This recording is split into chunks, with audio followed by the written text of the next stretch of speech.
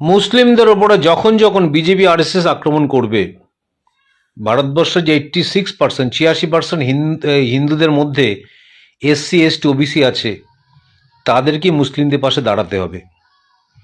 কেন দাঁড়াতে হবে? আমরা যদি ইতিহাস পর্যালোচনা করি, যখন যখন নিম্নবর্ণের হিন্দুদের ওপর আক্রমণ হয়েছে, তাদের শোষণ করা হয়েছে, তাদের আক্রমণ করা হয়েছে, তাদের মারা হয়েছে, পেটা হয়েছে, তাদের ছায়া মারায়নি যারা, এত ঘেন্না যারা করত, সেই সময় আমরা দেখেছি মুসলিমরাই আমাদের পাশে দাঁড়িয়েছিল।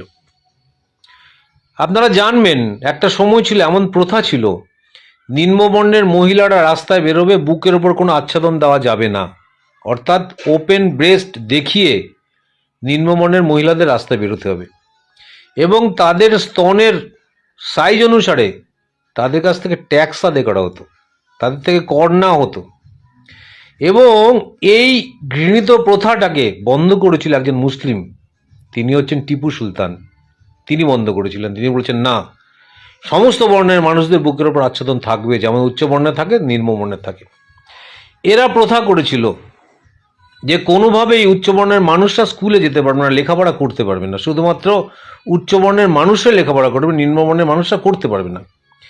সে সময় কিন্তু আমরা দেখেছি হরিচাঁদ গুরুচাঁদ ঠাকুরকে যখন এরা এদের স্কুলে জায়গা দেয়নি, তখন কিন্তু হরিচাঁদ গুরুচাঁদ ঠাকুর মাদ্রাসায় লেখাপড়া করেছিলেন, মাদ্রাসায় লেখাপড়া করে শিক্ষিত হয়েছিলেন। এবং আমরা যদি বাবর থেকে হুমায়ুন পর্যন্ত সঠিক ইতিহাস পর্যালোচনা করি, তাহলে আমরা দেখব মুসলিম সুলতান বা নবাবরা কিন্তু হিন্দুদের ওপর সেভাবে অত্যাচার করেনি।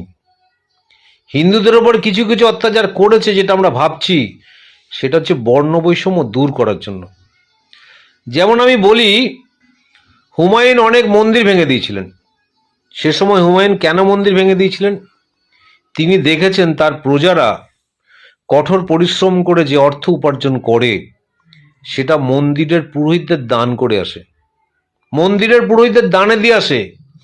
তারা তাদের ছেলে মেয়েদের ঠিক মতো খাওয়া দাওয়া দিতে পারে না, লেখাপড়া করাতে পারে না, জামা কাপড় পরাতে পারে না, তথাপি তারা কিন্তু এই মন্দিরে গিয়ে দান করে আসে। এমনভাবে উচ্চবর্ণের হিন্দুরা সমস্ত হিন্দুদের মাথায় ঢুকিয়ে দিয়েছে যে উচ্চবর্ণের মানুষই ভগবানের স্বরূপ। সে কারণে এখনো আমরা যে শ্রদ্ধাটা জানি, সে শ্রদ্ধা নয়, এটা আমাদেরকে শোষণ করার একটা রীতি। সে কারণে আমি বলবো, যখন যখন নিম্নবর্ণের মানুষের ওপর আক্রমণ হয়েছে, তখন তখন মুসলিমরা কিন্তু আমাদের পাশে দাঁড়িয়েছে।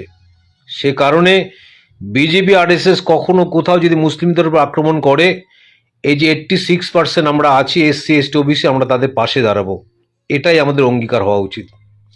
এখন যে ইস্যু তারা তৈরি করছে, যদি একসময় হিন্দু রাষ্ট্র তৈরি হয়, মুসলিমদের মোটেও প্রাধান্য না থাকে, তাহলে যে অত্যাচার নিম্নবর্ণের মানুষের অব্দি নেমে আসবে, সেটা কিন্তু সাংঘাতিক।